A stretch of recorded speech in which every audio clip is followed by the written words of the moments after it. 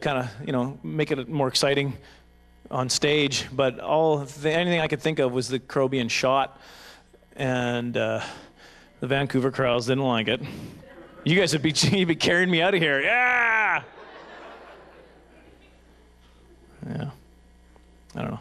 I was trying a different ending there. It didn't work. What's that? Thank you. Thank you. Then that was just for you. The show's getting weirder. Oh, man. Yeah, teaching my kids to shave. That's the thing, too. I know it has nothing to do with anything, but it reminds me of something. As I'm getting older, I'm starting to have to, and this happens to us guys, right? You got to start trimming ears and stuff and nose and, okay, but now I've got some stuff that you see, you're like, what? That's not true. Yeah, it happens, dude. It happens. It's going to happen. It's coming out of the ear. Now, I've got hair growing on the top of my nose now. Well, I don't even know. Seriously, it's like, I got to pluck there now? Like, what is the deal? It's weird. And when I'm shaving now, I'm noticing that there's a line of hair that's wanting to kind of connect with the rest. Like I'm growing a turtleneck of hair. Like, and in today's society, I can actually, for Christmas, I got a little trimmer kit. I guess my family was sending me a message, right? Hey, Merry Christmas, but you should go right now. Just trim some of the top nose hair. Like, it's crazy, right? But that's this day and age, so I can do that, and I look like I'm not crazy. But imagine if it was like, maybe, I don't know, 50 years ago or so, or maybe 100 years ago, and guys just weren't doing that. How crazy would I look at this point, right? I'd be a hair up here and a turtleneck of hair, right? I'd be cast from the village is what I would be. It reminded me of an uncle I saw who also decided not to do any trimming. And he had a sideburn that just kind of came up over here. It came up over his cheek. And it was like, well, I guess it's kind of a sideburn technically. It's just a really big one. And that's my genetic gene pool. So I don't know why I told you guys any of that. I seriously regret it now. I regret the whole thing. It is what it is, I had a surgery like 2 years ago. I had some surgery, and can I say one other thing? This is what I was thinking about today. So can I just share this with you? This is my today thoughts.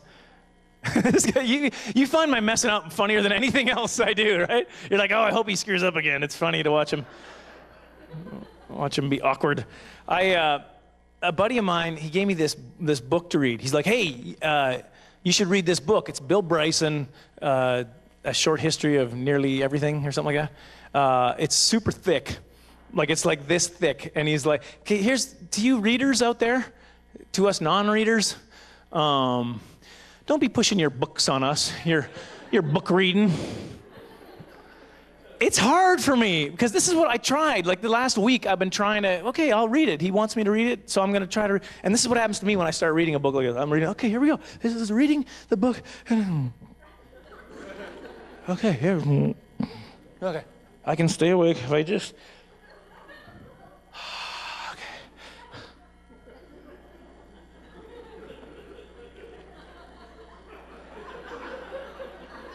I can't stay awake. Like, it's been helping. I've been getting great sleeps this whole week. I've been sleeping. But then I just got to get to this part here. And so I've read, like, the first 3 chapters, like, over a week and a half.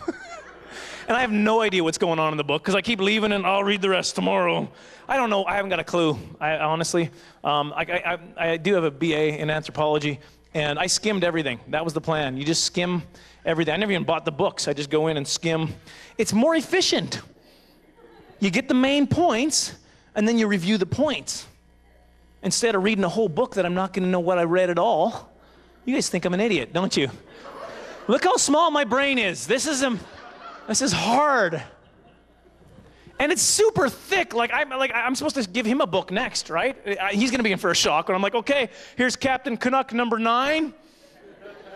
Didn't want to give you number 8. It's a 2-parter, but you can probably get the gist of it from number 9. It's a comic book. That's what I'm saying. It's a comic. Captain Canuck? What is that? It's awesome is what it is. Best reading ever. I skim it too. I don't want to read the whole thing. Pictures and skim. That's what I do with comic books. But it's like massively, like seriously, like you don't hand somebody, oh, here's a book I want you to read, and then it's like this thick. It's like it's thicker than the Bible. I think that's the rule. Don't give somebody a book that's thicker than the Bible and say, hey, give it a read. You know what I mean? It's not right. It's thicker than the Bible. That's what I should give him next. Hey, I got a book for you too. 66 books packed into one. There you go. It's the Bible. Read her up. Don't skip over the prophets either. You really focus in on the prophets. Okay, because all that gets fulfilled in the New Testament. So you just watch it. Have fun. Yeah. And it's heavy, too. Somebody, like, it's my carry-on. I got rollers on the carry-on, luckily, right? Because I don't want to be lugging this thing around. Oh, it's just this massive, they're going to take it away from me at the airport. Well, it's like 58 pounds. You can't take it on. How am I going to fall asleep on the plane if I don't have this book? What am I going to do? See, because it's... I don't think he's going to get the reaction that he wants from me either after I read the book. So what did you think of the book? Well, man, I got to tell you, it's really heavy. Like it weighs a lot. And also I got some whiplash reading it. So you may want to tweak it a bit. All right, I'll leave the whole book thing alone. I thought it was hilarious today. I was like, this book thing is going to be my new closer.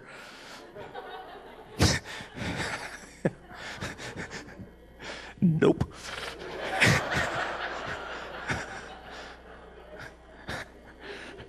So, hairy neck and book thing, not working out yet.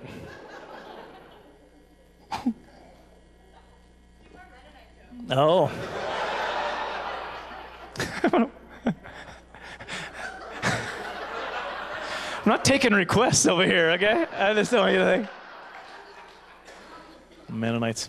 Mennonites are crazy, though. They are. They got crazy last names, right? Klassen's not bad. Friesen, Froze, Funk. We don't even dance, right? Like it's not. Crazy people too. I had a cousin of mine who went to the Arctic Circle to be a missionary in the middle of winter. Middle of winter, he went to the crazy cousin John. Well, John Friesen, actually. He took over from my other cousin, my cousin Henry. Henry froze, so he came home. He used to eat that liquid soap from the soap dispenser, though. That was his thing. He used to eat the soap. Like he licked it. He ate soap. Weird kid. Nice enough, you know, never cursed. But still. You asked for it. You got it. You want it? You got it. Can't believe I'm taking requests up here. Like, you do anything on Doukhobors? No, I don't have any Doukhobor jokes. Ah, that's a shame. Biggest no-no with the Mennonites, though? What's the biggest? You don't know? You just want to make fun of them? I don't care. It's the dancing still, right? Dancing. You know what? And honestly, have you ever seen Mennonites try to dance? It's the right call that it's wrong for us. Okay? I think that's how it came about. Some people, they just got together. Look at us. We look like idiots. Let's just say we're not allowed to do it because it's embarrassing. But I don't know. Every generation's different, though. I guess for my kids, I'll probably treat it like treat the dancing like some parents treat fighting. They don't want them going out there and looking for fights. They want them to defend themselves if they get into something, you know. So for me, I'd be like, okay, son, no, I don't want you going out there and looking for dances. But if one were to break out, I want to teach you one move, okay? And this goes back to your Mennonite heritage, all right? It's called churning butter.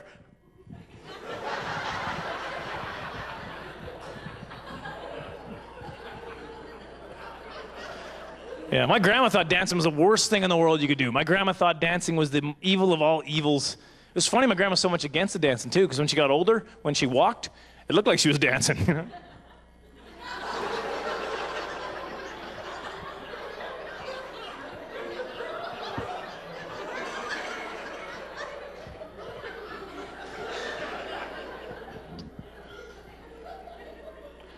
You're welcome. You're welcome. There it is. I'm going to skip over some other stuff now. I don't know. My wife and I have been married for 19 years. Well, I'll be 19 in November, and she's all right. No, she's good. I don't have a good, like I hear people have these romantic stories of how they met, and I got nothing like that. And I can't give good advice to my kids about dating, because basically I stalked my wife. And she just kind of got tired of it and gave in. How do you pass that advice on to your kids, right? She broke up with you. Well, don't give up. Follow her home. Root around in her garbage. Try to figure out her password on Facebook. Women love commitment. She wants to feel pursued. I got nothing. I got horrible advice to give. And proposal stories. Oh, I've got friends that they just went over the deep end on these proposal stories, and you can't compete with that. I had a friend, this is a West Coast friend. Apparently he had rented a float plane, like with a pilot. They flew out to one of these remote islands, right? They got out and had a little picnic, and the plane flew off, so they're on this island by themselves. And then he proposed to her there. I want you to be my island, or whatever, I don't know, some cheesy thing, right? But it's hard. How do you compete with that? I got another friend too, a prairie guy, and he was a hot air balloon over this, and just as the sun is setting, as the sun sets, I hope that the sun will dawn on our new life together. Will you marry me? Right? Like, how do you compete with a balloon? Hey, well, that's awesome. I think I had a balloon in my hand at the time. Will you marry me? Oh, it's up there. No, it's actually. We gotta wait for that to come down. It's pretty expensive. The ring's inside there. So, yeah.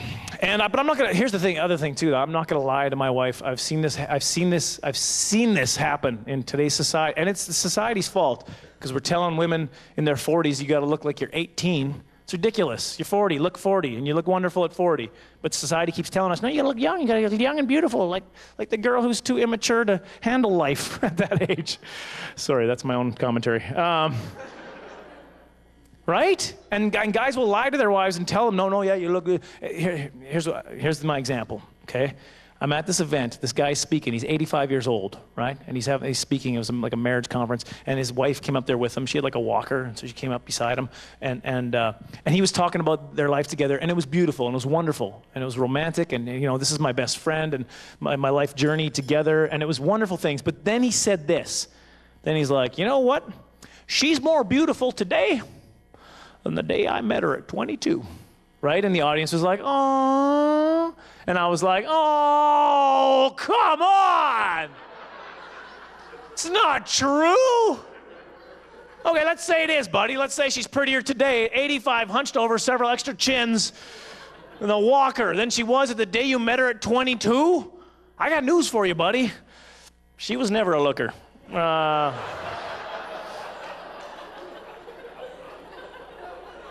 Don't lie. We don't have to lie. Why do we have to lie? My wife hates that joke. Hates it. It's about inner beauty. That's what it is. It's about inner beauty. And you don't see that. It makes me so mad. Okay, let's go with that for a second then. It's about inner beauty. Most people, as life goes on, get a little jaded, get a little rough around the edges. Life's beating you up a little bit, right?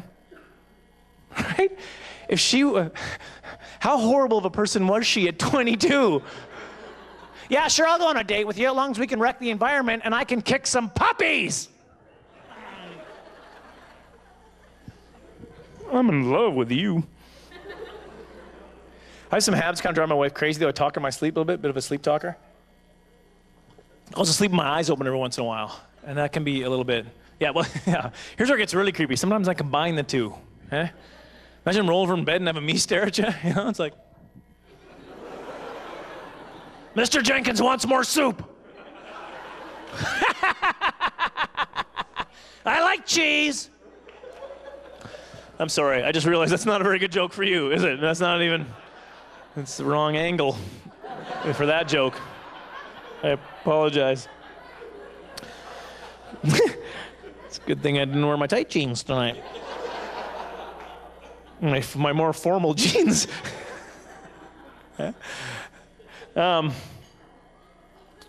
What was I going to say about my wife? Hey, here's the thing about her. She doesn't know how to yell. I don't know if you know anybody like this, but when she yells, it sounds like she's pretending to yell. Like she can't, like she knows that the pitch has to go higher, but she can't bring the volume up at the same time. It's the funniest thing when she gets mad and starts yelling. I'm getting sick and tired of this. I'm telling you that right now. What? Are you mad? You're mad, aren't you? Are you mad? Neighborhood dogs are like, oh. I'm sorry. Oh. It's more like a llama now.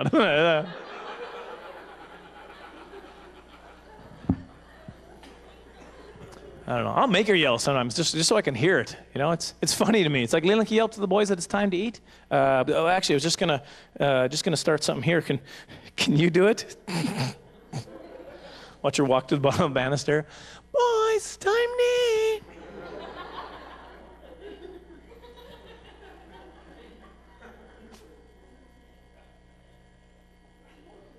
Boys, I said it's time to eat.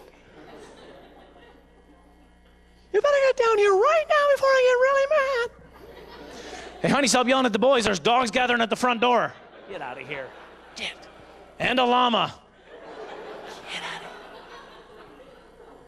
here. I don't know. We've been married, like I said, 19 years. Wonderful years. I love her very much. I know I'm going to spend the rest of my life with her. But we've had some fights over the years. Right? We've had some arguments. We've had some screaming matches. You know? Pretty sure when that's happened, the neighbors just think I'm yelling at myself. You know? Come on, how come you always say that?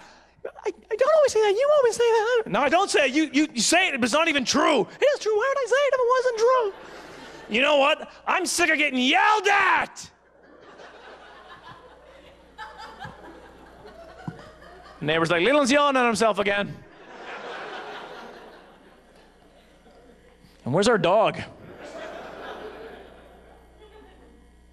Even if she was here, right? How would you know? She'd be sitting in the back. Hey, that's not true. He exaggerates a lot of stuff. I just realized I didn't set that up properly. Even if she was here? What? What are you talking about? Well, you would have known had I said the sentence before, but I skipped it. Don't ask me why. It's because I got a small brain. That's why.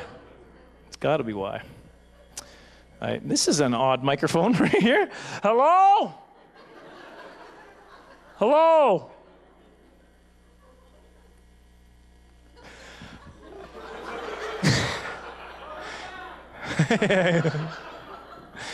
Welcome back. You guys have figured me out, haven't you? He just goes away for a bit and says some really weird things, and then he comes back and does a joke. So we'll just wait this out. Wait this out. He'll come back. He'll come back. He always does. It's like a cat. Anybody engaged to be married? Anybody getting married soon? Anybody engaged to be married in the next little while? Yeah, when are you guys getting married? Sorry. Oh, did anybody just get married? Did I miss one? Who just got married? Liar.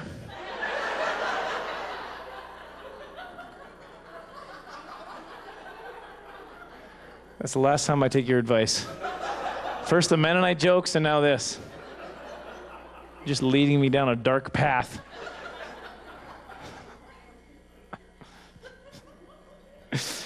You made me make fun of my grandma. How do you feel about that? Well, I gotta get going. I'm sorry, I gotta go. Here's the thing. I realized after being almost married for 19 years now, it's good. It's wonderful, 19 wonderful years, but our wedding day, worst day of our entire life together. Right? Seriously, just from start to finish, absolutely everything that could possibly go wrong went wrong on that day. And I found out recently, guess that was my fault. Well, there's certain expectations that you ladies have, and if you don't tell us, we don't know. Like, for example, when you come down the aisle, when the bride comes down the aisle, there's a certain look that the man is supposed to have on his face, the groom is supposed to have on his face when he first sees her. Did you know that? Did you? Did you know? No, we don't know. They don't tell us, right? Did you know? Or what was his face? Was it good? Did he have it right? You eloped. Well, that's easier then. Just kind of take the look you want, I guess, then. That's an easier way. Had you done a ceremony, this is what you would have messed up. Oh, he would have. You would have made sure? See, that's important, though. It's because it's really important to a woman. She's got to have it the right way. It's got to look right. He's got to have the right, because if you don't, guys, just so you know, if you don't give your lady, your bride, the right look, dude, you're going to hear about it for the next 19 years of your life. At least. As far as I can figure out, this is what I can't talk now. This is what a woman wants to see when she comes down the aisle. This is what she wants to see waiting for her at the altar when she turns that corner and comes down. This is what it should look like, something like this.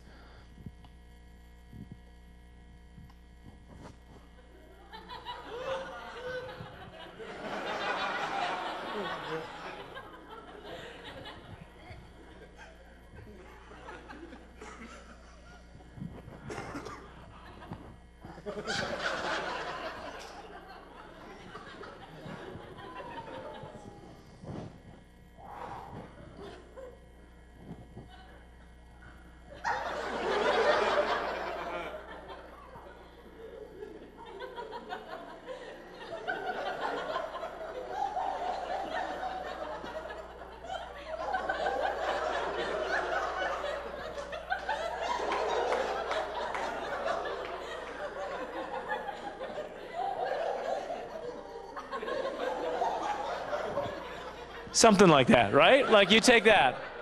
If you hadn't have eloped, you would have taken that, right? I mean, a little cheesy. Maybe you're thinking, okay, it's a little, but you take it over this. This is what my wife got. This is waiting for her at the altar. Look like this.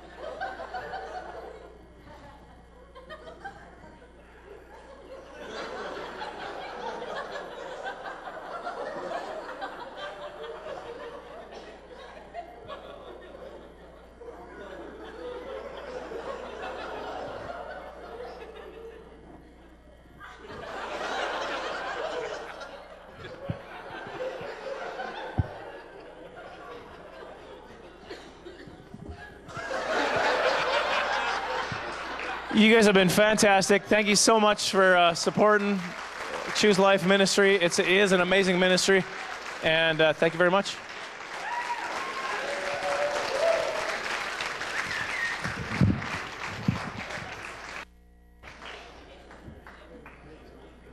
Leland Klassen, everybody!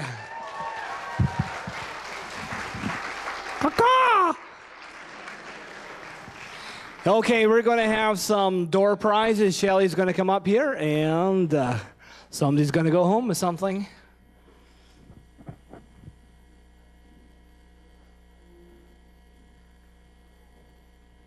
And here comes Shelly wearing a lovely pair of bell-bottom pants with matching top.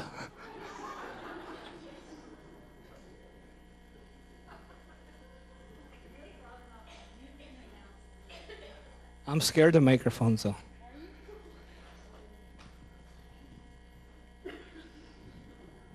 So the winner of the pink and black is, and the winner of the pink is,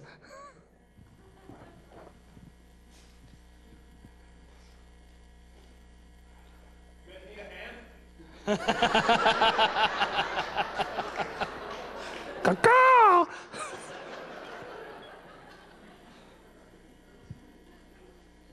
Okay.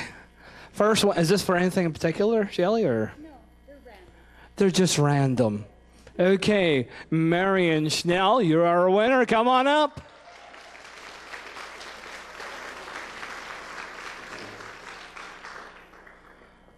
Leland is looking for the bathroom. Yep, to the left. Yep. The one with the big guy hand on it. Yep, that's it.